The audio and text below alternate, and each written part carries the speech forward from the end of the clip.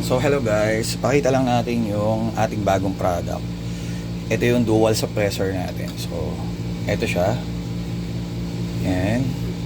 May thread siya sa loob. So sasabihin natin kung anong purpose nito, bakit meron siyang thread sa loob, at paano siya naging dual purpose. So first thing, meron tayong tatlong end cap. Yan.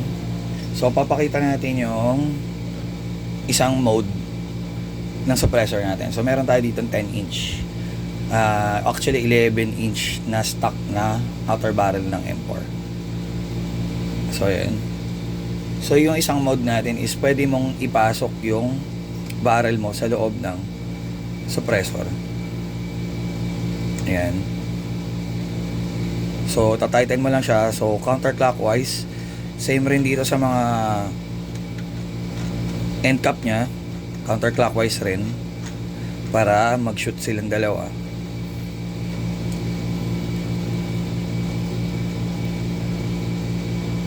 Ayan, so ang magiging style nya is nakapasok yung outer barrel dito sa suppressor. So ito yung front cap.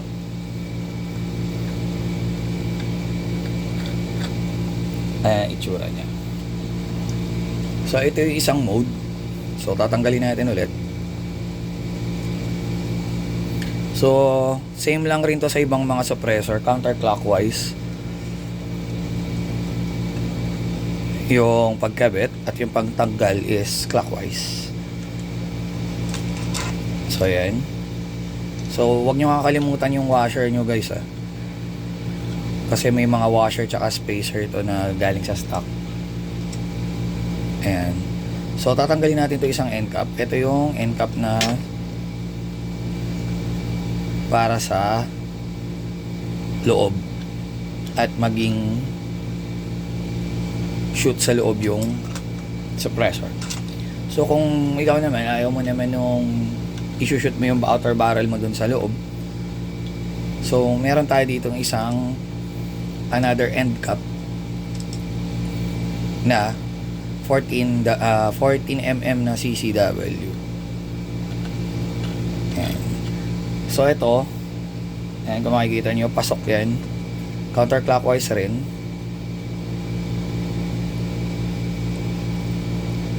So magiging regular na suppressor siya. Ayan. So may mga various sizes tayo, from 5 inch, 5, 6, 7, tsaka 9 inch na suppressor. So ayan siya.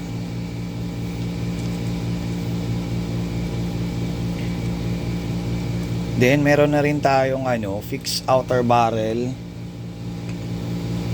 na 7 inches pang M4. So pasok rin to guys, kayo mag-alala, shoot rin siya. Huwag nyo lang kalimutan yung mga washer nyo tsaka yung spacer para mag-fit siya ng maganda. Ayan. So same rin, pati yung thread sa loob, tanggalin nyo lang yung end cap, palit nyo lang yung open na end cap, lock nyo to,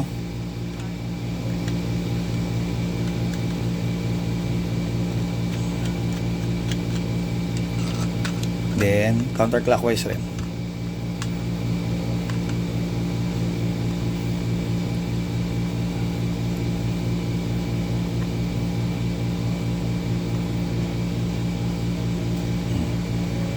Ayan siya guys.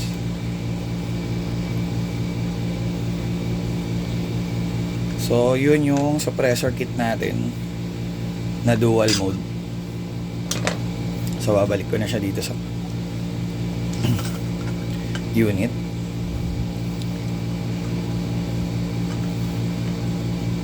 Yan siya.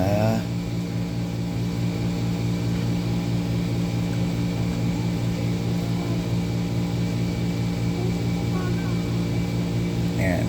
So ito naman is yung skeletonized na upper receiver natin. Actually set to, sama yung lower, hindi ko pa nakakabit since natamad pa ako magbaklas.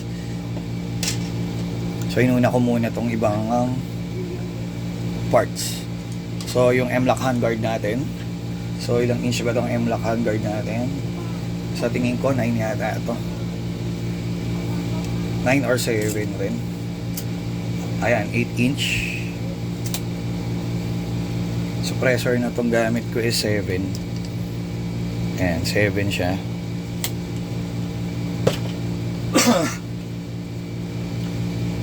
Etong mga rail guards natin, per piece to. Ayan, per piece siya. So, pwede nyo customize kung ilan yung lalagay nyo.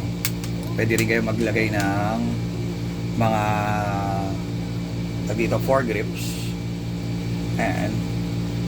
Tapos, itong end caps natin para sa suppressor, kasya sa mga 14mm na CCW. Fit siya sa 14mm na CCW. So pwede siya sa pistol.